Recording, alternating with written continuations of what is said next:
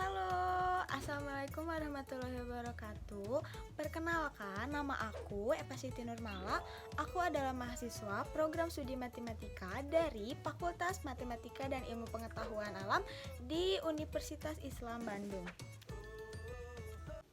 Di video ini, aku bakal mempresentasikan sebuah artikel yang aku rancang untuk memenuhi tugas akhir dari mata kuliah aplikasi basis internet.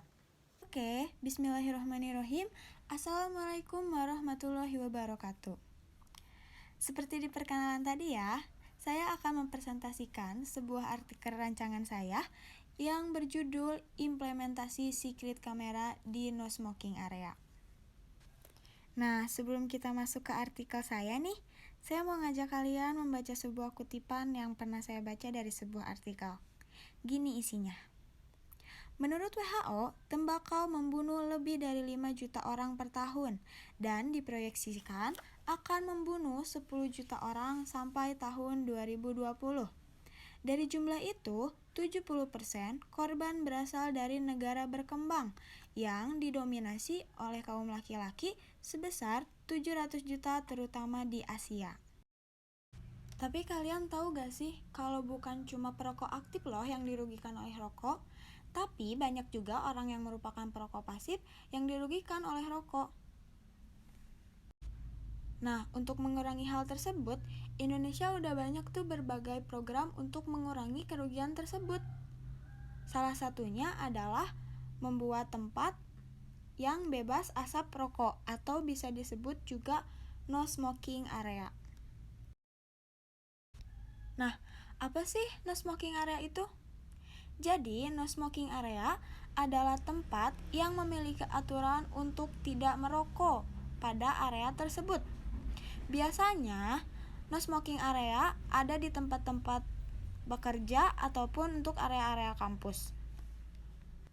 Nah, sekarang permasalahannya tuh gimana sih cara kita bisa ngawasin area tersebut biar nggak banyak pelanggar?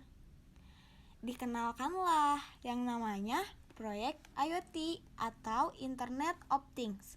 Apa sih proyek IoT itu? Jadi, proyek IoT itu adalah suatu konsep atau program di mana sebuah objek memiliki kemampuan untuk mentransmisikan atau mengirimkan data melalui jaringan tanpa menggunakan bantuan perangkat komputer dan manusia. Nah, salah satu dari proyek IoT yang bisa kita pakai di no smoking area adalah proyek secret camera atau bisa kita sebut juga kamera tersembunyi. Mungkin dari kalian ada yang bertanya ya, bukankah zaman sekarang sudah ada pendeteksi asap rokok? Mengapa kita butuh secret camera di no smoking area? Coba kita bayangkan jika ilustrasinya seperti ini. Ada salah satu oknum yang merokok pada no smoking area. Tentu saja, pendeteksi asap rokok akan berbunyi. Tapi bagaimana jika oknum tersebut merupakan oknum yang tidak bertanggung jawab? Dia membuang puntung rokok sembarangan pada saat puntung rokoknya masih menyala. Tentu saja tidak bisa dihindari, bisa saja terjadi sebuah kebakaran. Setelah terjadi, kita harus tahu dong siapa pelakunya dan bagaimana kronologi kejadian tersebut terjadi. Nah, oleh sebab itu, saya beranggapan bahwa ketika pendeteksi asap rokok dan secret camera dikombinasikan akan membangun sebuah good combination atau ada menjadi kombinasi yang baik. Mengapa demikian? Ketika kedua program tersebut disatukan, saya berpikiran itu akan mengurangi pelanggaran pada no smoking area. Orang-orang di sekitar akan takut melanggar pada no smoking area karena dapat diketahui wajah mereka dan bisa saja mereka mendapatkan sanksi. Kedua, mengurangi resiko kecelakaan. Tentu saja dong, ketika pelanggarnya berkurang, maka resiko kecelakaan juga akan ikut berkurang. Ketiga, mempermudah pengawasan. Seperti kata saya tadi ya, kalau sistem ini itu mudah diakses, sehingga dapat mempermudah dalam pengawasan.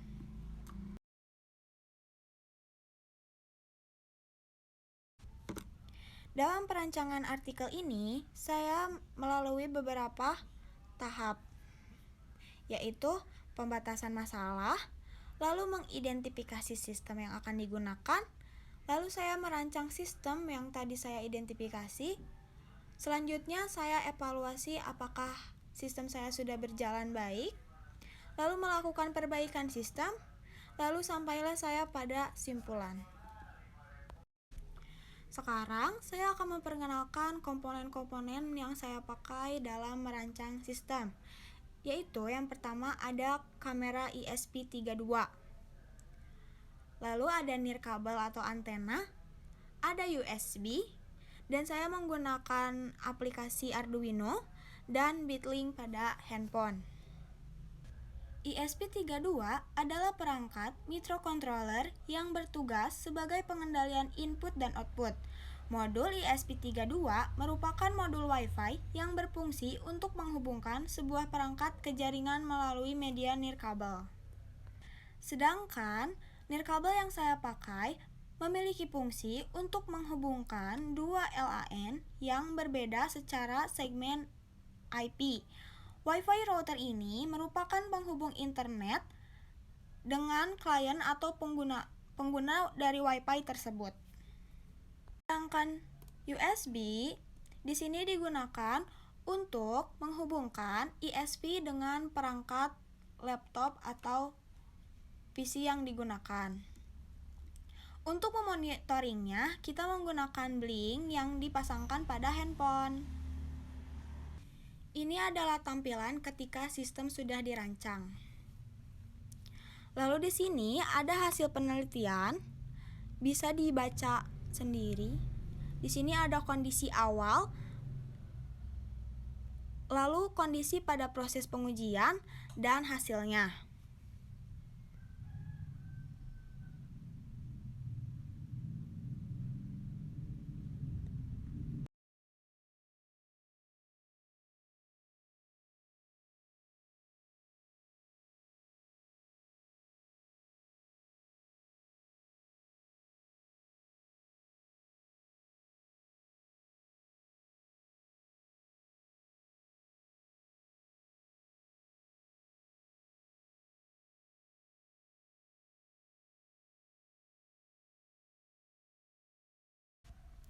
Kesimpulannya, pada pengujian fungsi, tiap komponen semua berjalan dengan baik.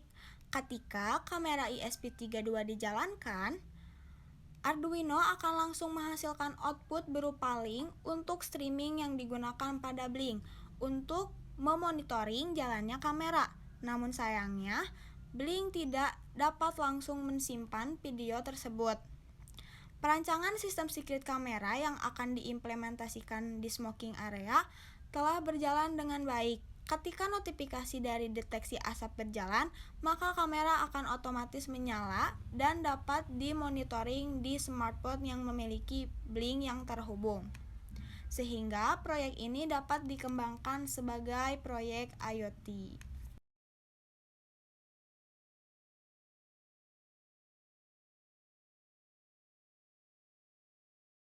Terima kasih yang sudah menonton. Mohon maaf bila masih banyak kesalahan.